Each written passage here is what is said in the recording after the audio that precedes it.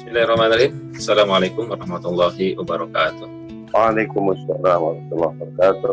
Alhamdulillah, salatu wassalamu ala rasulillah wa ala alihi wa mawala. Asyhadu an la ilaha illallah wahdahu la syarikalah wa asyhadu anna Muhammadan abduhu wa rasuluh. Allahumma shalli ala sayyidina Muhammad wa ala ali sayyidina Muhammad. Segala puji kita panjatkan kehadirat Allah Subhanahu wa taala pagi ini di pertengahan Ramadan kita kali ini. Alhamdulillah kita bisa berkumpul kembali untuk melanjutkan acara pesantren Ramadan beserta IGTC. Ini merupakan hari ke-7 untuk pesantren Ramadan ini. Bapak Ibu sekalian, seperti yang sudah kami sampaikan sebelumnya, bahwa ada rolling untuk waktu, yaitu sekarang diisi sama Al-Mukarram Al-Ustaz Ahmad Zaini, karena kebetulan Ustaz Muhaimin yang sedianya dijadwalkan untuk pagi ini beliau berhalangan. Jadi nanti untuk hari Senin insya Allah akan diisi oleh Ustaz Ahmad Muhaimin. Jadi di rolling untuk jadwalnya. Bapak Ibu sekalian, insya Allah untuk pagi ini kita akan melanjutkan kembali bagaimana agar sholat kita bisa semakin khusyuk. Kemarin sudah disampaikan dan sekarang akan ada kelanjutannya untuk lebih jelas lagi. Seperti apa agar kita bisa menghadirkan hati, bisa konsentrasi, bisa betul-betul saat komunikasi kita dengan Allah, komunikasi yang berkualitas, komunikasi yang maksimal. Untuk itu, tanpa berpanjang-panjang waktu, saya persilahkan kepada Ustaz Zaini untuk menyampaikan materinya. Bismillahirrahmanirrahim. Assalamualaikum warahmatullahi wabarakatuh. Alhamdulillahirrabbilalamin. Allahumma salli wa sallim wa barik ala sayyidina wa maulana Muhammadin wa ala alihi wa ashabihi ajma'in, amma ba'd. Alhamdulillah kita sampai di nisfu Ramadan, pertengahan Ramadan. Mudah-mudahan Allah menerima seluruh rangkaian ibadah kita di Ramadan dari awal sampai hari ini, dan kita diberikan kekuatan bisa menjalani seluruh ibadah panjang Ramadan ini sebaik-baiknya dan kita meraih ketakwaan. Begitu juga mudah-mudahan musibah yang melanda seluruh dunia segera berlalu dengan banyak hikmah dan kebaikan. Kita makin mengenal Allah, kita makin dekat dan cinta kepadanya, termasuk ibadah kita makin baik dan berkualitas. Bapak Ibu, pada kesempatan terdahulu kajian kita tentang sholat khusyuk. Bagaimana untuk sholat khusyuk? Saya sedikit review bahwa untuk sholat khusyuk pertama adalah kita harus memperbaiki paradigma kita tentang sholat. Tidak hanya melihat sholat sekedar sebagai kewajiban, tidak hanya melihat sholat sekedar rutinitas, tapi sudah naik level, kita melihat sholat sebagai kebutuhan jiwa kita, kebutuhan batin kita untuk tenang, kebutuhan batin kita untuk bahagia, dan sampai nanti level kita sudah menikmati sholat. Kemudian yang kedua, terakhir yang kita bahas adalah bagaimana kita memiliki kesadaran pada saat sholat. Jadi sholat khusyuk ini adalah dengan kita memiliki kesadaran. Karena banyak di antara kita yang kesadarannya belum berkembang, tidak dilatih ya. Misal Bapak Ibu, kalau tadi pagi subuh sholat berjamaah, ada yang ingat nggak imamnya baca surat apa di rakaat pertama, rakaat apa baca surat apa di rakaat kedua? Seringkali kita tidak sadar apa yang dibaca oleh imam, tidak menyadari. Begitu juga dalam sholat, seringkali kita tidak menyadari bacaan dan gerakan yang kita lakukan dalam sholat. Kita betul-betul kurang menyadari, sehingga sering tidak sedikit orang yang baru sadar sedang sholat ketika akan salam, ya Allah lagi sholat ya, Assalamualaikum, Assalamualaikum. Nah ini namanya kesadaran yang belum berkembang, yang perlu dilatih. Dimana Bapak Ibu, untuk sholat khusyuk ini bisa dibayangkan, sholat khusyuk itu membutuhkan kesadaran, membutuhkan awareness atau mindfulness, pemikiran penuh, konsentrasi. Bagaikan ibu-ibu berjalan di pematang sawah yang kecil, di kanan kirinya sawah yang berair. Bagaimana sekiranya Bapak Ibu berjalan di pematang sawah, kanan kirinya air, lumpur? Maka kita akan berjalan dengan hati-hati melangkah, jangan sampai kita jatuh. Maka demikianlah untuk sholat khusyuk ini, kita akan konsentrasi manakala kita memiliki kesadaran. Nah, kesadaran Sebab di antara hal yang menjadikan kita sulit khusyuk adalah pikiran. Pikiran kita ini karunia dari Allah, tapi sekaligus bisa menjadi penghalang kita khusyuk dalam beribadah. Jadi pikiran kita ini pisau bermata dua, bisa membawa manfaat, bisa jadi mudarat kalau kita tidak menggunakannya dengan baik. Sehingga dikatakan oleh sebagian ulama bahwa pikiran manusia ini itu tidak bisa diem. Tiap waktu, tiap menit bahkan itu minimal 70 kali lintasan. Pada saat kita lagi takbir ya, lintasan ke depan, mengingat masa depan, nanti gimana, besok gimana, minggu depan gimana, bulan depan, tahun depan, sehingga muncul kekhawatiran. Atau kadang-kadang kita dibawa oleh pikiran kita ke masa lalu. Kita ingat yang kemarin, kita ingat tadi malam, kita ingat minggu lalu, kita ingat bulan lalu. Akhirnya muncul kesedihan atau muncul kenangan-kenangan. Nah, pikiran kita nggak bisa diam, Bapak Ibu. Pikiran kita nggak bisa diam, tidak bisa kosong. Pikiran kita selalu bergerak. Sampai dikatakan 70 kali lintasan setiap menitnya. Sehingga diumpamakan oleh ulama bahwa pikiran manusia itu seperti monyet. Bapak Ibu pernah lihat monyet ya? Itu monyet, meskipun dia dirantai, dia nggak bisa diam. Dia bergerak sana sini. Ya. Jarang ada monyet yang diam gitu, jarang. Bahkan kata ulama, pikiran itu seperti monyet yang disengat lebah. Bapak Ibu bayangkan, ada monyet yang nggak bisa diam, kemudian disengat lebah. Lebih nggak bisa diam lagi, nggak bisa tidak bergerak. Bahkan dikatakan pikiran manusia itu seperti monyet yang disengat lebah, dan monyetnya itu monyet gila. Berarti betul-betul pikiran manusia ini kalau tidak dilatih sulit sekali dikontrol, sulit sekali dikendalikan. Nah, maka kita butuh latihan. Butuh yang namanya jangkar. Kalau di kapal itu Bapak Ibu, bagaimana supaya kapal itu tidak diombang-ambingkan ombak ke atas, ke bawah, ke kanan, ke kiri, maka kapal itu harus diikat dengan jangkar. Sehingga dia tidak akan pergi kemana-mana, tidak akan pergi jauh. Kalau kapal berlabuh di dermaga tapi tidak dijangkar, maka dia akan nggak tahu kita kemana ya. Diambingkan ombak ke sana dan kemari. Nah, jangkar pikiran kita itulah yang disebut kesadaran.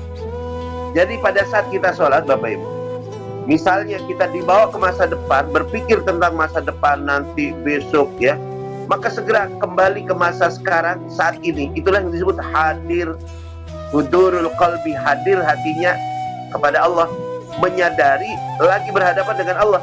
Sehingga pemikiran apapun yang mengajak kita memikirkan masa depan, mengingat masa depan, segera dengan lembut balik lagi ke saat ini. Balik lagi ke saat ini. Begitu pikiran kita ngajak kita ke masa lalu, yang sudah terjadi tadi malam, kemarin, minggu lalu, bulan lalu, tahun lalu, atau masa-masa lalu, kita segera balik lagi ke masa sekarang, ke saat ini, balikan dengan penuh kesadaran. Itu sebabnya kenapa dalam sholat itu kita banyak bertakbir, ruku, Allahu Akbar. Karena mungkin pada saat kita berdiri kita tidak menyadari Allah. Pada saat kita i'tidal, di saat itu kita lupa Allah, kita sujud, Allahu Akbar. Balik lagi, besarkan lagi Allah, agungkan lagi Allah. Ketika sujud, pikiran kita, hati kita ke masa depan, ke masa lalu, maka segera balik lagi, Allahu Akbar. Ingat Allah yang paling besar, lagi menghadap Allah sekarang. Pikirannya dijangkar dengan kesadaran bahwa lagi menghadap Allah. Bahwa apa yang kita ucapkan, ingat, sadari ucapan kita ini adalah ucapan yang kita tunjukkan kepada Allah. Gerakan yang kita lakukan dalam sholat adalah gerakan yang kita tunjukkan kepada Allah. Jadi bukan sekedar bacaan-bacaan yang kita setor, bacaan-bacaan yang kita selesaikan, atau gerakan-gerakan yang kita lakukan tanpa sadar, tapi bacaan yang sedang kita tunjukkan kepada Allah. Gerakan-gerakan yang luar biasa. Karena semua bacaan dan gerakan sholat ini Bapak Ibu adalah bacaan-bacaan boleh dikatakan golden word ya. Kata-kata emas semua. Sholat dari takbir Allahu Akbar sampai salam, itu adalah bacaan-bacaan emas, kata-kata emas yang perlu kita pelajari maknanya ya. Begitu juga gerakan-gerakannya. Tadi ada lagu sebelum kita masuk di kajian ini boleh dikatakan sebagai gerakan sholat itu gerakan cahaya yang membimbing kita menuju jalan cahaya. Jadi tadi lagunya di jalan cahaya.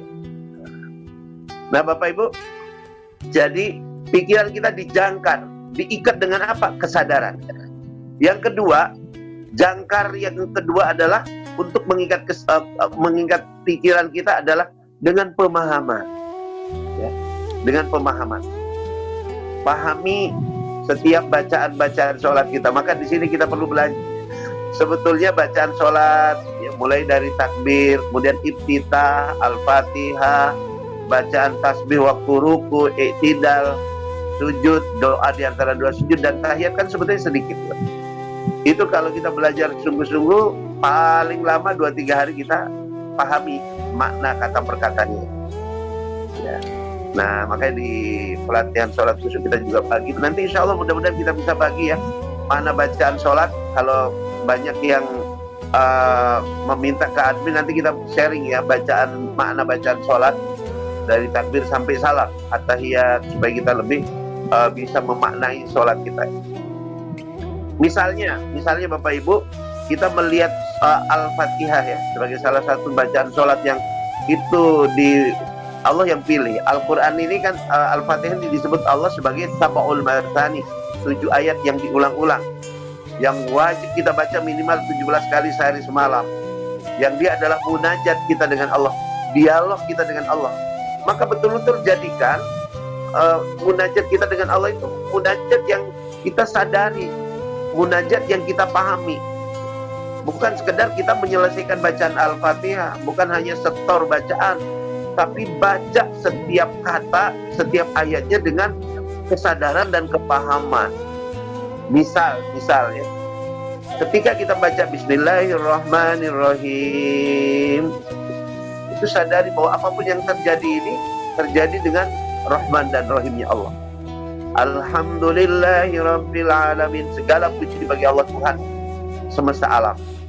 Berarti kita sedang berada dalam posisi Al-Hamid yang sedang memuji, dan Allah adalah Al-Mahmud yang sedang kita puji. Maka berikan seluruh diri kita pujian kepada Allah atas segala nikmat yang Allah berikan pada kita, dan tidak ada pujian bagi kita di situ. Semua pujian hanya milik Allah. Kita menjadi orang yang hamid memuji, sedangkan Allah adalah Al-Mahmud yang kita puji. Pada saat kita Ar-Rahmanir Rahim, ya Allah Engkau yang Maha Pengasih Maha Penyayang, sadari diri kita adalah almarhum. Almarhum pengertiannya Bapak Ibu adalah yang disayangi Allah, yang dicintai Allah, bukan almarhum yang meninggal, bukan ya. Itu almarhum kan doa ya. Doa almarhum Bapak Anu berarti yang dirahmati Allah, yang disayangi Allah, Bapak Anu. Jadi itu tidak khusus untuk orang yang meninggal dunia. Jadi pada saat kita Ar-Rahman Ar-Rahim, kita sebagai almarhum yang dirahmati Allah, sedangkan Allah adalah Ar-Rahman Ar-Rahim yang maha memberi kasih dan sayang.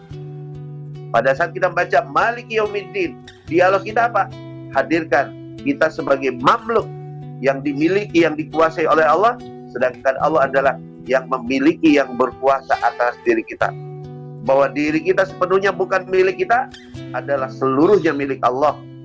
Jangankan yang di luar diri kita, anak, istri, rumah, atau yang di luar diri kita, sedangkan yang nempel di badan kita ini tidak ada yang milik kita, semuanya milik Allah. Allah Al-Malik, Malik Yaumiddin, sedangkan kita Al-Mamluk yang dimiliki, dikuasai oleh Allah. Pada saat iyyaka na'budu wa iyyaka nasta'in, hadirkanlah bahwa kita adalah Al-Abid yang sedang menyembah, mengabdi, menghambakan diri kepada Allah, sedangkan Allah adalah Al-Ma'bud, tempat kita menghambakan diri kepada Allah. Di saat kita baca ihdinas siratal mustaqim, tunjukilah kami jalan yang lurus. Tunjuki pikiranku ya Allah, tunjuki ruhku ya Allah, tunjuki perasaanku ya Allah, tunjuki perbuatanku ya Allah, tunjuki ucapanku ya Allah, tunjuki pendengaranku ya Allah, tunjuki mataku ya Allah, tunjuki tanganku, kaki, seluruh diriku. Dan bukan hanya aku, juga kami, saudara-saudara muslimku, di jalan yang lurus. Di mana kita pada saat kita mengucapkan ihdinas siratal mustaqim, sadari kita adalah al-muhtadin, orang-orang yang sedang mencari hidayah Allah, sedangkan Allah adalah al-hadi yang maha memberikan hidayah. Pada saat kita baca siratal ladzina an'amta alaihim, jalan orang-orang yang kau berikan nikmat dan seterusnya, itu sadari kita adalah al-mutana'im, orang-orang yang selama ini telah mendapatkan nikmat dari Allah, sedangkan Allah adalah mun'im yang maha melimpahkan nikmat. Nah Bapak Ibu, semakin kita memahami makna kata per kata dari setiap bacaan-bacaan dalam sholat, maka akan mengantar kita kepada kekhusyuan. Berikutnya jangkar kesadaran. Jangkar kesadaran berikutnya selain pemahaman adalah nafas. Nafas, perhatikan Bapak Ibu, nafas ini sangat penting sekali ya. Dalam hadis riwayat Ummu Salamah, Ummu Salamah berkata bahwasanya Nabi SAW apabila beliau membaca Al-Fatihah, Bismillahirrahmanirrahim, yaqib, beliau berhenti. Alhamdulillahirabbil alamin, yaqib, beliau waqaf, beliau berhenti. Ar-Rahmanirrahim, yaqib, beliau berhenti. Malik yaumiddin, yaqib, beliau berhenti. Jadi di setiap ayat beliau berhenti, waqaf. Apa yang disebut waqaf Bapak Ibu? Waqaf adalah berhenti untuk mengambil nafas. Sekali lagi, waqaf adalah berhenti untuk mengambil nafas. Kalau Bapak Ibu berhenti tanpa mengambil nafas, itu disebut saktah. Nabi itu berhenti di setiap kepala ayat. Beliau berhenti, beliau mengambil nafas di situ. Jadi jangan kita buru-buru baca Al-Quran, yang seringkali di malam-malam Ramadan ketika tarawih ini kadang-kadang imam banyak yang membaca Al-Fatihah sekali nafas ya. Nah, ini tidak pernah dicontohkan oleh Nabi ya. Kami tidak mengatakan tidak sah atau tidak, tapi Nabi setidaknya tidak pernah mencontohkan. Tentu akan sulit kita khusyuk dalam keadaan kita tersengal-sengal, dalam keadaan kita buru-buru, sulit sekali ya.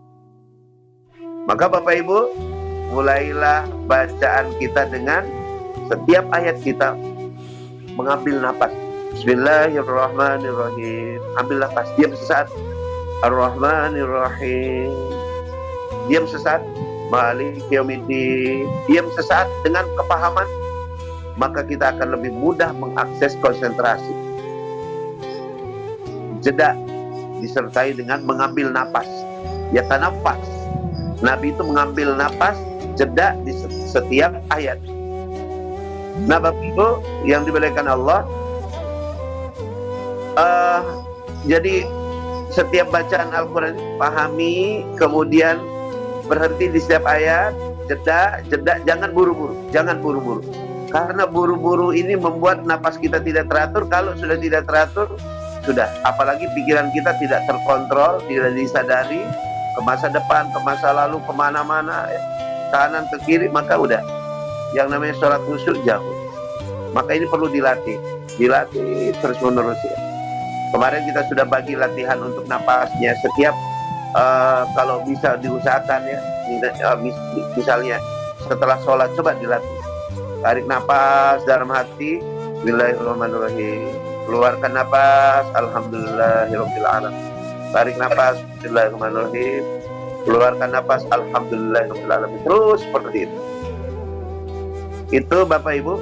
Terlebih lagi apabila ketika kita ingin lebih tadabbur, tafakkur terhadap ayat-ayat yang kita baca, nah, diulang-ulang, tikrarul ayat, diulang-ulang ayat-ayat yang menyentuh kita. Dalam beberapa hadis yang sahih bahwa Nabi itu sering kali mengulang-ulang bacaan Al-Quran dalam sholat. Dalam beberapa riwayat misalnya disebutkan Nabi pernah sholat sepanjang malam, selesai Al-Fatihah hanya dengan satu ayat. Satu ayat di surat An-Nisa, in tu'adzibuhum fa innahum ibaduka wa in taghfir lahum fa innaka antal azizul hakim. Itu hanya satu ayat itu Nabi baca berulang-ulang sepanjang sholatnya. Jadi selesai Al-Fatihah, beliau baca ayat itu diulang-ulang sampai senyamannya beliau, kemudian beliau ruku. Bahkan di rukunya ayat itu beliau baca, karena ayat ini kan doa. Ya Allah, jika engkau azab umatku, maka mereka adalah milikmu. Tapi jika engkau mengampuni mereka, maka engkaulah yang maha perkasa, engkau yang maha bijaksana. Nabi baca ayat ini ketika berdiri, Nabi baca ketika ruku, Nabi baca ketika sujud. Nanti berdiri lagi selesai Al-Fatihah, Nabi baca lagi, diulang. Dan demikianlah banyak riwayat-riwayat sahabat, di mana sahabat-sahabat Nabi pada saat mereka membaca ayat-ayat Al-Quran tertentu, mereka tersentuh dengan ayat-ayat Allah ini, mereka ulang-ulang. Banyak riwayat-riwayat yang dilakukan juga oleh banyak sahabat, banyak ulama-ulama, sehingga Imam Nawawi mengatakan mengulang-ulang ayat bukan hanya boleh, tapi dianjurkan untuk lebih membuat hati kita ini tafakur, tadabbur, tersentuh. Bapak Ibu yang dimuliakan Allah Subhanahu wa taala.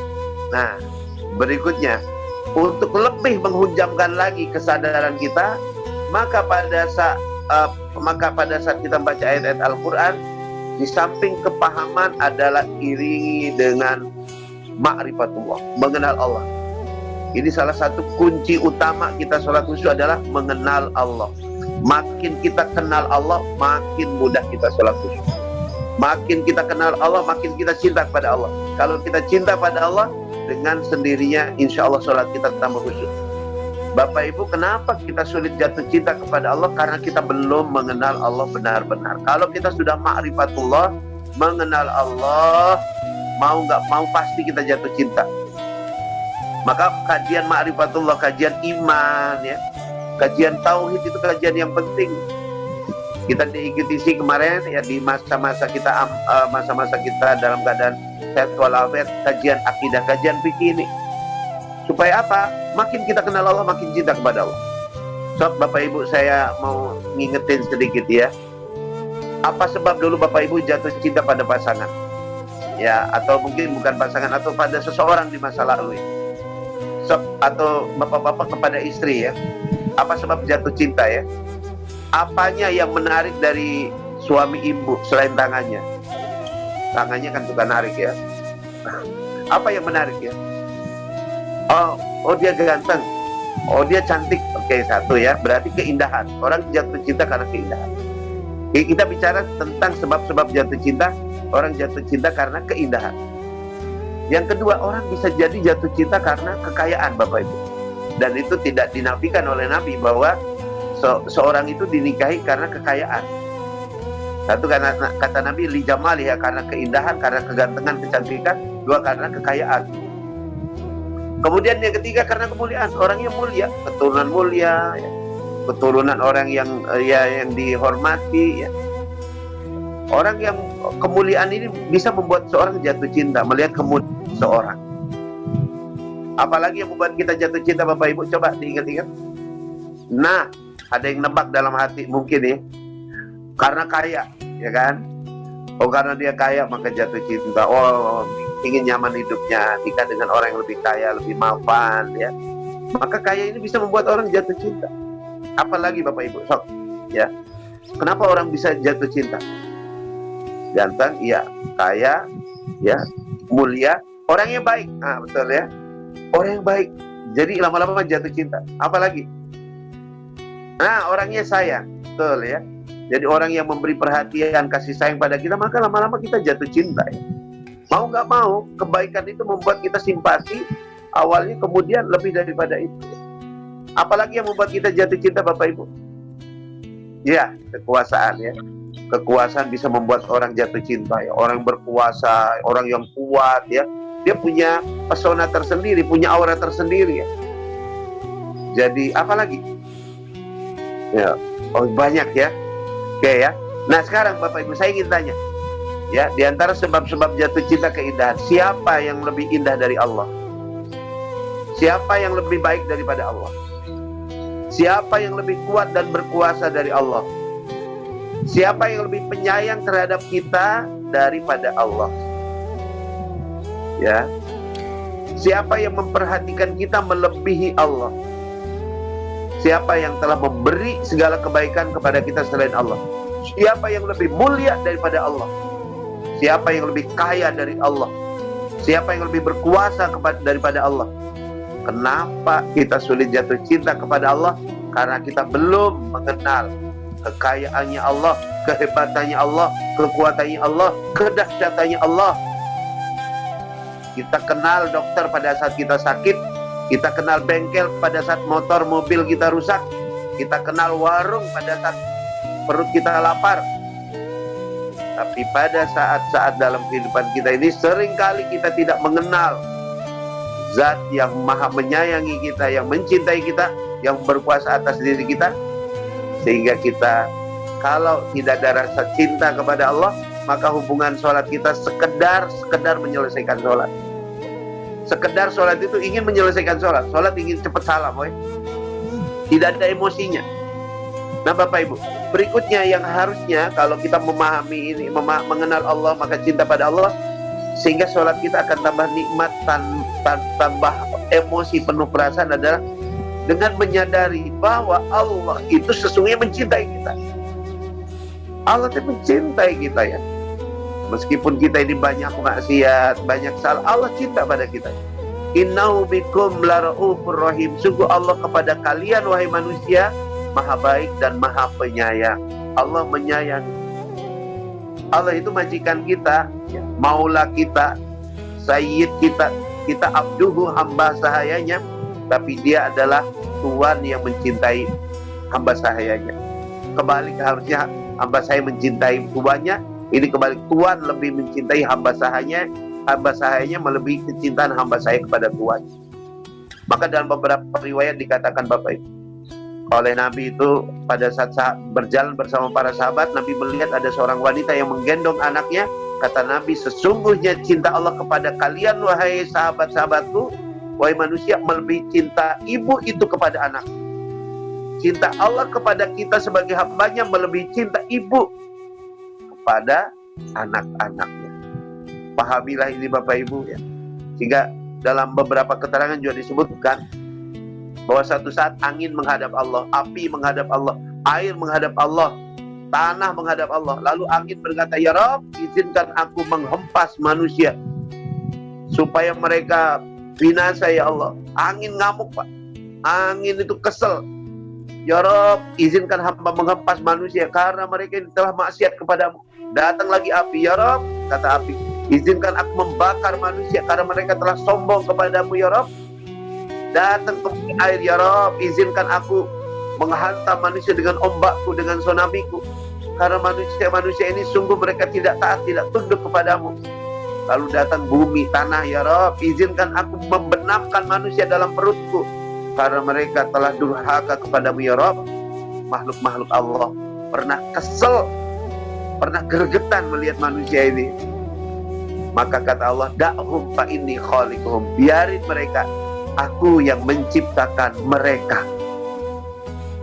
Jadi betapa Allah sayang kepada kita, sehingga makhluk-makhluk yang lain sudah gregetan melihat kita, tapi Allah katakan, biarkan mereka, aku yang menciptakan mereka.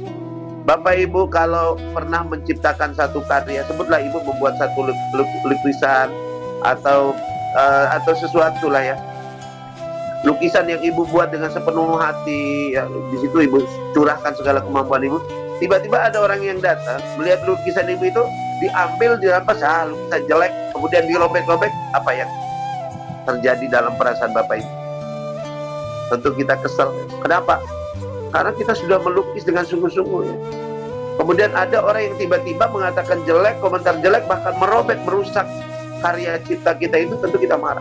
Bagaimana dengan Allah yang telah menciptakan manusia ini? Laqad khalaqnal insana fi ahsani taqwim. Telah menciptakan manusia dalam sebaik-baik susunan. Malaikat disuruh sujud kepada manusia, diciptakan manusia dengan segenap unsur-unsur kehidupan yang sangat-sangat kompleks. Nah Bapak Ibu menyadari ini, harusnya hati kita tergetar betapa Allah itu sangat cinta kepada Allah. Kenapa kita tidak membalas rasa cintanya Allah dengan sedikit memberikan hati kita kepada Allah, dengan kita minta ampun kepada Allah, ampun ya Rabb ya, atas segala kelalaian kami kepadamu, sehingga hati ini pada saat sholat tidak menghadap. Kita sholat sekedar badan kita, sekedar mulut kita mengucapkan Allahu Akbar, tapi di hati ini masakan Allahu Akbar, jemuran Allahu Akbar, pekerjaan Allahu Akbar, corona Allahu Akbar, obat kapit Allahu Akbar, dan sebagainya. Na'udzubillah, summa na'udzubillah. Mudah-mudahan Bapak Ibu dengan mengaji terus menerus ya, terutama kajian-kajian ma'rifatullah, kajian-kajian tauhid, makin membuat kita mengenal Allah, sehingga ketika kita mengenal Allah, maka mau tidak mau pasti rasa cinta kepada Allah muncul. Kenapa rasa cinta sulit muncul dalam hati kita kepada Allah? Karena kita belum sungguh-sungguh mengenal Allah melebihi kita mengenal makhluk-makhluknya. Wallahu a'lam bishawab. Kang Safan, itu dulu barangkali ya. Ya, Ustaz, terima kasih atas penjelasannya yang luar biasa. Bapak Ibu sekalian, seperti biasa untuk pertanyaan kami persilakan untuk disampaikan di kolom chattingnya. Dan ini sudah ada beberapa pertanyaan yang masuk, saya bacakan, Ustaz. Yang pertama dari Ibu Karina. Ustaz, bolehkah kalau untuk menjaga kekhusyuan sholat kita memejamkan mata sambil mengeraskan bacaan atau membaca artinya dalam hati? Dan apakah boleh pada saat berdoa dalam sujud kita mengucapkan bacaan doa lain, baik dalam bahasa Arab atau bahasa Indonesia? Silakan Ustaz. Ya, di dalam sholat itu ada mubtilatus sholat, yang membatalkan sholat, misalnya berbicara, makan dan minum. Makan maksudnya juga mungkin ada makanan yang nyelip di gigi kita pada saat sholat kita makan, itu yang minum itu mungkin menelan ludah kita yang sudah keluar dari mulut kita, termasuk minum. Ada makruhatus sholat, ada yang dimakruhkan dalam sholat, dan ada mubahatus sholat, hal-hal yang dibolehkan di dalam sholat. Di antara yang boleh dalam sholat ada menangis. Nabi dikatakan oleh Aisyah bahwa beliau kalau sholat malam, beliau bergemuruh dadanya, keluar suara-suara tangisan beliau. Termasuk yang mubah dalam sholat, yang dibolehkan dalam sholat adalah memejamkan mata, kalau itu untuk menambah kekhusyuan. Tapi kalau Bapak Ibu dalam keadaan ngantuk menjem mata ketika sholat, nah itu jadi makruh. Kenapa? Nanti tambah ngantuk. Jadi kalau untuk menambah kekhusyuan, sengaja memejamkan mata, boleh. Dalam keadaan Ibu lagi segar, ingin dibantu dengan memejamkan mata, itu membantu. Itu membantu ya. Kemudian bacaan yang Bapak Ibu ucapkan, gerakan yang dapat, maka maknai dalam hati, itu memang harus seperti itu ya. Jadi pahami, maknai dalam hati kita, sehingga bukan hanya ucapan mulut tapi ucapan hati. Jangan hanya mulut kita yang Allahu Akbar tapi hati kita bukan Allahu Akbar, itu yang namanya gombal. Jadi iringilah bacaan-bacaan mulut kita, gerakan tubuh kita dengan hati kita juga bergerak memaknai setiap yang kita baca. Nah kemudian apalagi Kang tadi yang kelewat? Apakah boleh pada saat berdoa dalam sujud kita mengucapkan bacaan doa lain, baik dalam bahasa Arab atau Indonesia?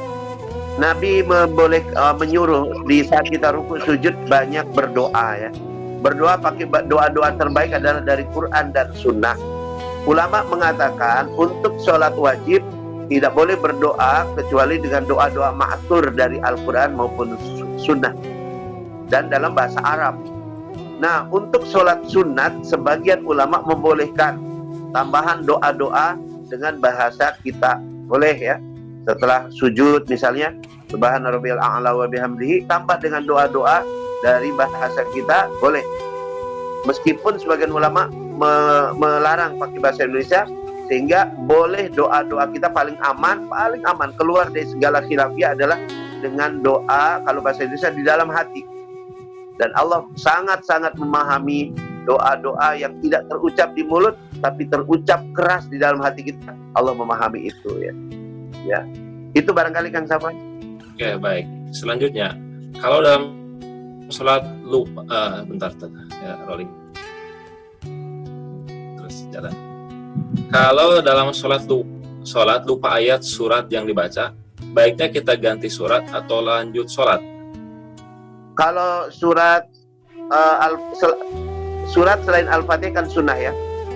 Surat selain Al-Fatihah sunnah. Jadi boleh kita langsung ruku, dan sunnahnya lebih afdol kita memilih surat yang lain yang kita hafalkan. Ma tayassara minal Quran. bacalah bacaan yang termudah yang sudah kita hafal dari Al-Quran. Jadi kita misalnya ingin bacaan hafalan-hafalan kita ternyata kita lupa, ya udah ganti dengan surat yang lain. Itu lebih afdal daripada kita ruku ya. Meskipun kalau langsung ruku ya sah sholatnya karena bacaan surat setelah Al-Fatihah adalah sunnah ya. Tapi kalau Al-Fatihah yang kelupaan, itu masalah itu ya. Kan? Siap.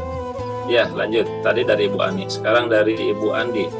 Ustadz, saya memakai niqab yang terkadang menjadi masalah jika saya sedang safar dan menumpang sholat di masjid atau mushola yang tidak ada hijab antara laki-laki dan perempuan, sehingga saya sholat dengan memakai niqab. Apakah sholat saya sah? Karena kalau saya buka, bikin jari tidak nyaman dan kurang khusyuk. Silakan Ustaz. Ya, sholat dengan menggunakan niqab atau masker sekarang ini adalah sah sholatnya ya. Seperti sekarang kita laki-laki pun bukan pakai niqab ya, pakai masker ya. Nah, hidung menyentuh tempat sujud adalah sunnah. Yang wajib itu kan dahi, tangan, lutut, dan kaki ya.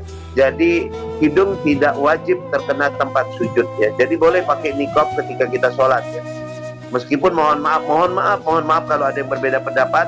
Kami sendiri melihat niqab memang bukan sesuatu yang ada dalil perintahnya untuk dikerjakan. Tapi ya boleh-boleh aja orang berniqab ya. Tidak bisa kita larang ya. Jadi seperti itu kan. Baik. Selanjutnya dari Ibu Yani Haryani, bolehkah mencampurkan 4 mazhab dalam satu sholat? Bapak Ibu, sebetulnya kita ini kan nggak pernah disuruh oleh Allah dalam Al-Quran maupun Nabi dalam sunnahnya, ikutilah Syafi'i, ikutilah Maliki, ikutilah Hambali, ikutilah Maliki dan sebagainya. Tidak ada perintah bermadhab. Bermadhab itu untuk memudahkan kita dalam beribadah, dalam tata cara ibadah. Ulama mujtahidin, Imam Syafi'i dan yang lain-lain itu adalah orang-orang yang telah menggali hukum-hukum fikih dari Al-Quran maupun sunnah, yang memformulasi ini yang rukun, ini yang sunnah, ini yang makruh, ini yang mubah. Nah, alangkah mudahnya bagi kita orang awam untuk mengikuti mazhab-mazhab itu untuk memudahkan kita. Nah, untuk tingkat pemula yang awam seperti kita, kebanyakan afdolnya adalah taklid pada salah satu mazhab. Nanti naik level boleh ittiba, mengikuti pendapat manapun dari berbagai mazhab tapi dengan mengetahui dalil.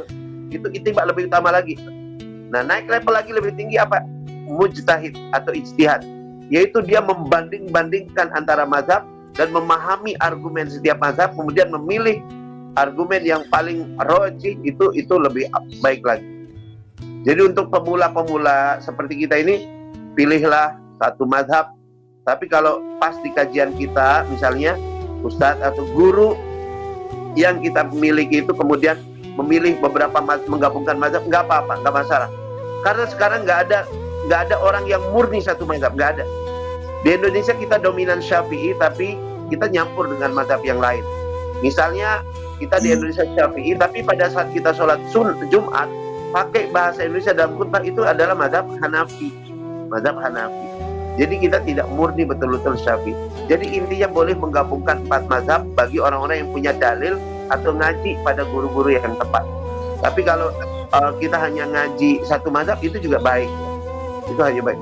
Jangan menggabung-gabungkan mazhab atas inisiatif sendiri tanpa disertai ilmu. Jangan. Hanya dengan baca-baca buku, kami sarankan jangan. Sebaiknya setelah mengaji di satu guru yang bisa dipertanggungjawabkan. Itu barangkali kan? Ya. Selanjutnya dari Ibu Ade, bagaimana agar kita bisa jatuh cinta kepada Allah? Karena Allah tidak kelihatan, seperti kita mencintai pasangan kita yang nampak jelas. Ya, Al-Quran kan ayat-ayat Allah ya. Alam yang terbentang ini juga ayat-ayat Allah. Ayat artinya tanda. Tanda-tanda Allah. Tanda-tanda kehebatan Allah. Allah ciptakan langit, Allah ciptakan bumi, Allah ciptakan makhluknya yang indah-indah. Kalau makhluknya yang diciptakan saya indah, apalagi yang menciptakan ya, pasti indah. Dialah yang Al-Jamil, yang maha indah ya. Al-Badi, pencipta keindahan. Jadi Allah memang sengaja merahasiakan zatnya, dirinya, sehingga tidak terlihat oleh mata kita, supaya dia dicari. Allah itu ingin hambanya mencarinya. Allah itu ingin hambanya mencarinya. Sehingga Allah memberikan kita clue, tanda-tanda, ayat-ayatnya. Ini tanda-tandanya. Sehingga Allah ingin kita ini menjadi hamba yang menyembah Allah dan mencari Allah. Bapak Ibu, saya ingin tanya, ya, untuk apa Allah ciptakan kita? Pasti jawabannya ini hafal semua. Ya untuk ibadah lah. Itu kan udah hafalan kita semua ya. Pertanyaannya, untuk apa kita disuruh beribadah sebetulnya? Apa Allah beruntung kalau kita sholat, kita ruku, sujud, kemudian Allah tambah besar kekuasaannya? Kita puasa, kemudian Allah tambah mulia, tambah agung, nambah besar kerajaannya. Kita bayar zakat, kita haji, apakah kemudian Allah merasa tersanjung? Sama sekali tidak. Allah tidak memerlukan ibadah kita. Sedikit pun, secuil pun tidak menambah kekuasaan Allah. Sadarilah Bapak Ibu, kita ibadah itu kepada Allah itu tujuannya bukan untuk supaya kekuasaan Allah nambah, bukan. Itu adalah bukti cinta Allah kita beribadah kepada Allah. Karena Allah ingin memelihara kita, menjaga kita. Kita disuruh ibadah itu tanda cintanya Allah kepada kita. Ini pun sulit kita pahami. Contoh sederhananya Bapak Ibu, ya. Dulu ketika kita anak-anak, atau anak-anak kita sekarang, kita kan suruh belajar tuh anak-anak. Ayo belajar nak, ya. Pada saat sakit, ayo minum obat nak, ya. Anak kita sulit minum obat pada saat sakit, termasuk anak saya, ya. Tapi kita paksain nggak anak kita minum obat saat sakit, Bapak Ibu? Paksain kan? Ibu maksain anak minum obat meskipun anak nangis, itu cinta atau bukan? Halo, cinta atau bukan, Bu? Cinta. Anak ibu nggak mau sekolah, nggak mau belajar, ibu paksain, ibu marahin. Itu marah ibu, ngomelnya ibu, cinta atau bukan? Cinta. Nah, sama Allah itu nyuruh kita ibadah, Bapak Ibu, nyuruh kita lapar, nyuruh kita haus, nyuruh kita sholat. Itu bukan untuk Allah, untuk kita.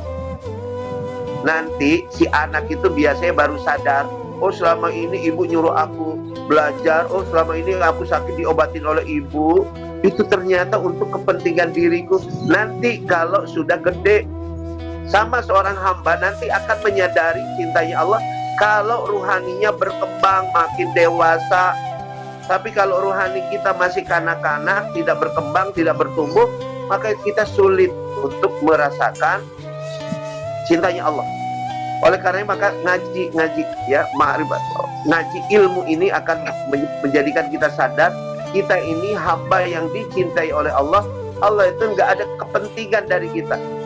Semua yang kita rasakan dalam hidup sebenarnya tanda-tanda cintanya Allah kepada kita. Jadi obatnya satu untuk untuk menghadirkan rasa cinta, ma'rifatullah, kenal Allah. Gimana cara mengenal Allah? Ilmu, tafakur, tadabbur, baca ayat-ayatnya, renungkan. Perjalanan ke dalam batin kita ya. Sampai kita mengangguk sendiri, betul ya Rob, selama ini aku lalai, aku tidak sadar akan cintamu ya. Nah ini jawaban pendeknya ya, tentu tidak semudah itu, karena ini membutuhkan akal, pikiran, perasaan kita bekerja semua. Nah ini perlu kajian-kajian yang lebih panjang lagi ya. Oke. Selanjutnya dari Pak Sony, bagaimana caranya memahami bacaan sholat ataupun ayat Al-Quran dengan bahasa sendiri? Karena arti bacaan sholat atau Al-Quran sulit saya pahami dan berbeda dengan bahasa sendiri. Ya begini ya Bapak Ibu, kita jarang ngaji loh. Kita jarang ngaji makna ayat, makna bacaan-bacaan sholat ya. Makna Al-Fatihah misalnya begini ya. Pada saat kita Alhamdulillahirabbil alamin, itu kan artinya segala puji bagimu ya Allah, Tuhan semesta alam. Maka makna apa yang ada dalam hati kita? Maknailah dalam hati kita, ya Allah, terima kasih atas semua nikmat-Mu ya Allah, aku memujimu atas nikmat yang Kau berikan pada diriku, nikmat badanku sehat, mataku sehat, tanganku sehat, kakiku sehat, anak, istriku, punya rumah, punya kendaraan. Ya Allah, makasih ya Allah, dan ampuni hamba ya Allah. Engkau yang patut dipuji, ampuni hamba kalau masih suka dipuji-puji, senang dihargai, ingin diakui. Ampun ya Allah, Engkaulah yang berhak dipuji. Ar-Rahmanir Rahim, Engkau yang Maha Pengasih Allah, Engkau yang Maha Penyayang, ya Allah. Berikanlah kepadaku kasih dan sayangmu, ya Allah, rahmatmu di dunia, rahmatmu di akhirat. Jadi kita harus mengkaji. Mohon maaf, kajian untuk memahami bacaan dan gerakan sholat adalah termasuk kajian yang langka di tengah umat ini ya. Karena semua orang dianggap sudah paham, sudah dari kecil sholat kok, sehingga kemudian sepertinya nggak perlu dikaji. Padahal tanpa kita memahami dengan benar, dengan pemahaman yang benar, sulit kita sholat, sulit kita menjadi orang mendirikan sholat. Kita baru sekedar melaksanakan sholat, melakukan sholat, menunaikan sholat, mengerjakan sholat, menyelesaikan sholat, tapi belum mendirikan sholat. Jadi kita harus ngaji ya. Insya Allah satu saat nanti kami akan buat makna-makna yang mudah dipahami dari takbir Allahu Akbar sampai salam ya. Ini butuh kajian yang dalam Bapak Ibu, karena setiap bacaan sholat itu adalah golden word, kata-kata emas yang tidak, yang kita kalau kaji paham baru kita sadar itu semua pilihan kata-kata terbaik dari Allah dan Rasul. Jadi intinya ilmu lagi ya, ngaji lagi. Kayak gitu Pak Sony. Kemudian ya, berikutnya dari Ibu Eva, bagaimana mengkafaratkan sholat yang ditinggalkan karena sakit yang menahun, misal pikun, ngompol, dan tidak beraturan bacaannya? sholat ini kan fardu ain yang tidak bisa gugur dengan sakit ya. Jadi meskipun dalam keadaan sakit seperti apapun, selama kita masih memiliki kesadaran, kita masih terjaga, kita masih sadar, maka dia tetap nggak bisa gugur sholat. Kita ketiduran harus dikodok ya. Kita tertidur, kita lupa, harus dikodok. Kita sakit, sholat tetap harus. Sholat nggak bisa berdiri, duduk. Duduk masih belum sanggup, berbaring. Berbaring masih susah, maka sholat itu dengan isyarat. Isyarat masih belum bisa, sholat di dalam hati. Gimana wudhunya? Wudhu diwudhuin. Kalau nggak bisa wudhu sendiri, boleh pakai air dingin, air hangat boleh. Di wudhunya dengan lap, dengan sapu tangan boleh ya. Nggak boleh wudhu, ya udah tayamum. Ya tayamum lebih sederhana lagi. Nanti sholat dalam hati dibimbing atau sholat sendiri bisa. Ditanya oleh keluarga, bisa sholat nggak? Kalau bisa, ya udah sok sholat ya. Kalau nggak bisa, dibimbing oleh pendamping keluarga ya. Ayo Pak, sekarang takbir Allahu Akbar. Nah, bacaan Al-Fatihah ya, ikuti dalam hati. Bismillahirrahmanirrahim. Alhamdulillahirrabbilalamin. Terus dibaca pelan-pelan. Nah, sekarang ruku, Allahu Akbar, niat ruku ya. Subhanallahil azimi wa bihamdihi. Subhanallahil azim. Itidal sami Allah, dibimbing terus ya. Kecuali kalau sudah tidak sadar, baru kita ini gugur kewajiban sholat. Misalnya pingsan, koma ya. Untuk orang pingsan dan koma, ketika dia sadar, maka tidak ada kewajiban mengkodok yang sudah lewat. Tapi kalau ketiduran, wajib dikodok ya. Nah, jadi Bapak Ibu, tidak ada yang bisa menggugurkan sholat selama ada kesadaran ya. Sholat nggak bisa diwakilkan juga. Jadi nggak ada fidyah sholat, nggak ada ya. Ya, misalnya bapak-bapak pulang nih ke rumah sore ya. Aduh Bu, aku capek, tolong dong, aku belum sholat asar, yang sholatin. Nggak bisa diwakilkan. Nggak bisa diwakilkan. Sholat ini beda dengan zakat, beda dengan yang bisa diwakilkan, yang bisa diganti dengan uang, karena dia ibadah badan dan ruh. Wallahu a'lam bishawab. Ya. Siap. Selanjutnya dari Pak Hari Senjaya, di surat apa, ayat berapa, ciptaan Allah seperti bumi, api, laut, dan lain-lain, berdoa kepada Allah untuk ikut menghukum manusia karena geram dengan ulah manusia? Itu bukan ayat Al-Quran, tapi dalam beberapa keterangan sebetulnya, keterangannya juga tidak termasuk hadis yang sahih, tapi termasuk hadis-hadis qudsi yang doib ya. Hadis-hadis yang doib ya. Tapi hadis-hadis doib itu boleh kita ambil pelajarannya ya. Esensinya itu benar isinya, bahwa Allah itu sangat cinta kepada makhluk. Buktinya apa? Allah perintahkan seluruh malaikat sujud kepada manusia ya. Ya, malaikat sujud kepada manusia. Yang menolak sujud adalah iblis ya. Allah berikan kenikmatan pada manusia ini. Diturunkan para nabi, diturunkan rasul, diturunkan kitab suci, diberikan wahyu, diberikan surga, diancam dengan neraka. Allah ancam neraka itu karena sayangnya Allah. Sebagaimana kita juga mengancam anak kita, ayo nak, jangan kamu nanti kalau kamu nggak belajar benar-benar nanti kamu bodoh. Kalau kamu bodoh kamu akan, kita ancam anak kita. Itu bukan karena kejam, tapi karena sayang. Bahkan Allah memberikan musibah itu sayangnya Allah. Pahamilah bahwa Allah memberikan musibah pun itu tanda cintanya Allah. Ibu punya anak nih jam setengah 6 sore belum pulang, masih main di sawah, masih main di kali. Apa yang ibu lakukan? Ibu cari. Ayo nak pulang. Anak gak mau pulang, diapain bu? Dijewer. Dijewer masih belum balik, diapain? Dipukul ya. Masih belum mau balik, diseret. Belum balik juga, ibu angkat, ibu tarik, ibu paksa. Ayo nak, udah pulang sore, pulang. Begitulah Allah melihat hamba-hambanya ini berbuat maksiat, Allah sayang. Diberikan musibah-musibah untuk apa? Supaya kembali kepada Allah, supaya pulang kepada Allah, supaya tobat kepada Allah. Jadi intinya tadi bukan ayat Al-Quran, melainkan ada dalam hadis-hadis yang doib, tapi hadis doib ini juga maknanya benar ya. Begitu kan? Baik. Berikutnya dari Bapak Zamzam, bagaimana kalau kita sholat berjamaah? Imamnya dalam membacakan suratnya ada makhrajul hurufnya tidak sesuai dengan hukum tajwidnya. Ya, kalau kita memahami tajwid, kita benar-benar memahami tajwid dengan benar, kemudian imam salah dalam bacaan Al-Fatihah yang rukun sholat, maka wajib mufaroqoh atas jamaah, yaitu memisahkan diri dari jamaah. Misalnya imam yang panjang dipendekkan, yang pendek dipanjangkan, menghilangkan tasdid, dan kita betul-betul tahu dengan pasti kesalahan imam karena kita ngerti tajwidnya. Wajib bapak mufaroqoh, memisahkan diri dari jamaah. Maksudnya gimana? Bapak lanjutkan sholat sendiri, rukuk sendiri, i'tidal sendiri, sujud salam sendiri. Tapi kalau yang salah itu bacaan surat setelah Al-Fatihah itu tetap wajib mengikuti imam, tidak boleh mufaroqoh. Tidak boleh mufaroqoh. Catatannya tadi yang mufaroqoh kalau bapak tahu pasti salahnya di mana.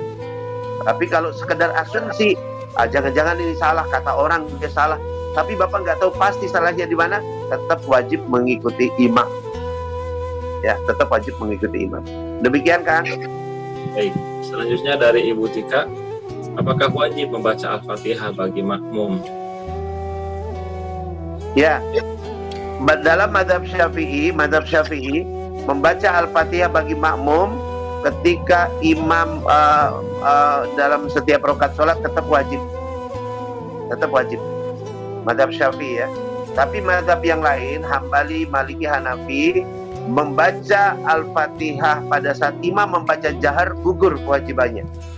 Tapi saat sholat sir, duhur, asar, rakaat ketiga dan keempat isya, rakaat ketiga maghrib, itu disitulah makmum tetap membaca Al-Fatihah karena imam membaca sir. Tapi pada saat jahar, imam membaca keras, tiga mazhab tadi, Maliki, Hanafi, Hambali, maka makmum diam mendengarkan bacaan imam, cukup mendengarkan. Sehingga untuk apa imam baca keras? Untuk didengar. Kalau makmumnya sibuk sendiri, ya untuk apa imam baca sholat? Nanti kalau imam salah, siapa yang mengingatkan imam? Karena makmum sama-sama sibuk semua ya. Nah demikian, jadi mazhab Syafi'i tetap wajib baik imam baca surat sir atau dalam sholat jahar. Tapi tiga mazhab yang lain gugur kewajiban makmum membaca Al-Fatihah ketika imam membaca jahar. Tapi kalau imam baca sir, maka wajib membaca Al-Fatihah. Gitu kan? Baik. Selanjutnya dari Ibu Hersiana. Afwan, pertanyaan keluar dari tema. Saya dititipin pertanyaan dari teman yang kerja di luar negeri yang majikannya non-muslim.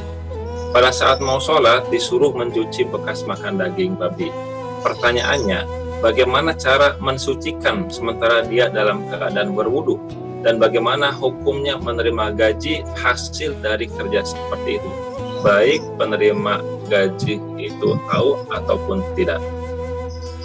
Ya, kerjanya tentu bukan tiap hari kan nyuci daging babi, itu bagian dari kerjaan. Sebutlah sebagai sebagai TKW atau TKI di luar negeri. Jadi untuk masalah kehalalan, insya Allah ya halal, apalagi mungkin untuk membiayai anak yang di pesantren dan sebagainya. Nanti kalau misalnya setelah membersihkan daging babi, daging atau apa-apa tentu ya dicuci tangannya, tapi tidak dengan tanah, tidak wajib dengan tanah, dengan sabun cukup. Karena yang Nabi perintahkan dengan tanah itu adalah bejana. Idza walago, apabila dijilat, ina ahadikum, bejana kalian oleh anjing, kata Nabi ya, maka basuhlah 7 kali ya dengan air, salah satunya dengan tanah. Nah, sedangkan ini bukan jilatan tapi adalah daging. Jadi cukup dicuci bersih tangannya dengan sabun sampai bersih betul-betul, kemudian wudhu dan sholat seperti biasa. Dan kami mendapat pertanyaan serupa dari yang kerja di luar negeri, yang mereka punya waktu isyarat sedikit. Ini barangkali sekalian untuk jawaban. Kami menganjurkan untuk yang kerja di luar negeri, waktu sholatnya sedikit, sholatnya dijamak terus. Zuhur langsung asar, zuhur langsung asar. Kalau nggak punya waktu untuk sholat asar, berapa lama? Selama kerja di sana. Jangan sampai meninggalkan sholat asar dikerjakan di maghrib, itu nggak boleh. Lebih baik tarik ke depan zuhur. Begitu kan? Ya. Berikutnya dari Ibu Harijah, apakah bacaan doa pada sujud terakhir termasuk syarat sholat khusyuk? Bacaan doa yang kita baca dengan pemahaman itu akan menambah kehusyuan kalau kita baca dengan paham ya. Tapi tidak merupakan bacaan ruku, bacaan sujud tidak menjadi rukun sholat. Tidak menjadi rukun sholat. Baik dibaca di saat kita sujud ruku, baik, sangat-sangat membantu. Kalau kita pahami dengan benar, bacaan ruku, bacaan sujud itu tidak akan kita baca dengan begitu saja. Kita akan membaca dengan penuh penghayatan, penuh pengagungan kepada Allah ya. Nah, nanti sedikit kami bahas di sesi terakhir tentang mana tasbih, tahmid, takbir dalam sholat insya Allah. Oke Kang? Baik, Ustaz. Untuk pertanyaan sudah habis dan waktu pun sudah ada di penghujung. Silakan kalau ada closing, Ustaz. Ya udah. Jadi inti daripada yang kita sampaikan pada hari ini, diantara yang membantu kita untuk sholat khusyuk adalah ma'rifatullah, mengenal Allah. Kalau kita mengenal Allah bukan hanya dengan teori ya, bacaan buku, kenallah Allah dengan pikiran kita, dengan perasaan kita, segenap diri kita, maka mau kita pasti jatuh cinta pada Allah, pasti. Kalau kita belum jatuh cinta pada Allah, apa sebabnya? Karena kita belum benar-benar mengenal Allah, belum mengkaji tentang Allah. Mengenal Allah melalui nama-namanya, mengenal Allah melalui ciptaan-ciptaannya, mengenal Allah melalui sifat-sifatnya. Adapun zatnya Allah nanti menjadi rahasia yang Allah akan buka di hari kiamat. Kemudian kesadaran ini perlu dijangkar. Kesadaran kita dalam sholat sehingga pikiran kita tidak kemana-mana, perlu dijangkar. Dengan apa dijangkar? Satu, dengan napasnya yang teratur. Jangan napas yang memburu-buru, napas yang tidak teratur. Dua, dengan pemahaman. Pahami yang kita baca. Mana-mana bacaan, mana-mana gerakan. Kemudian ingat, semua bacaan dan gerakan yang kita lakukan, kita tujukan kepada Allah. Tujukan kepada Allah. Ar-Rahmanir-Rahim, ya Allah, Engkau Maha Pengasih, Maha Penyayang. Malik Yaumiddin, ya Allah, Engkau yang menguasai hari pembalasan, ya Allah. Selamatkan kami di hari pembalasan, di hari kiamat, ya Allah. Jangan biarkan kami masuk dalam azab dan murka dan azab-Mu, ya Allah. Itu diantaranya Kang. Wallahu a'lam bishawab. Barakallahu fikum. Barangkali saya tutup duluan. Subhanakallahumma wa bihamdika asyhadu an la ilaha illa anta astaghfiruka wa atubu ilaik. Assalamualaikum warahmatullahi wabarakatuh. Waalaikumsalam warahmatullahi wabarakatuh. Baik, terima kasih kepada Ustadz Zaini yang sudah menyampaikan materi yang sangat menarik buat kita semua.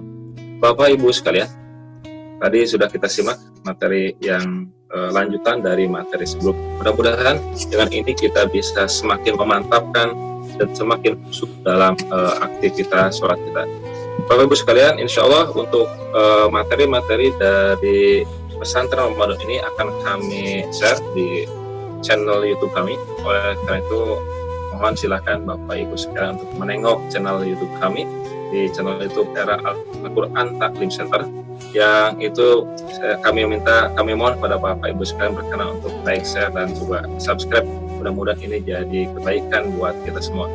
Kemudian Bapak Ibu sekalian, kami juga sampaikan bahwa insya Allah untuk hari Senin nanti akan diisi oleh Ustadz Ahmad Muhaimin. Dan untuk hari Rabu masih tetap seperti biasa beserta Bapak Ustadz Haji Aziz Ahmad Tajuddin. Dan untuk itu pesantren Ramadan pagi ini sudah selesai. Saya sebagai moderator mohon maaf atas segala khilaf dan kurangannya dari awal sampai akhir. kita tutup dengan hamdalah dan doa. Jadi alhamdulillah, amin, subhanallah. Assalamualaikum warahmatullahi wabarakatuh.